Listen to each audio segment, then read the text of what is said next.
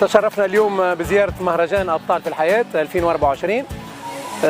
هذا المهرجان منذ الوهلة الأولى يوحي بأنه مهرجان ناجح من خلال عدد المشاركين، وكذلك من طبيعة العمل اللي شفته، وكذلك ما شاء الله يعني نشوف في قاعة عمليات وفي مجموعة كبيرة من المشرفين والساهرين على نجاح المهرجان هذا.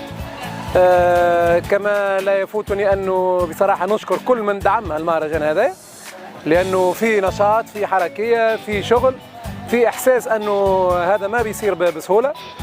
في أولاد كثير مواهب أخذت الفرصة اليوم عشان نطلعوا عليها.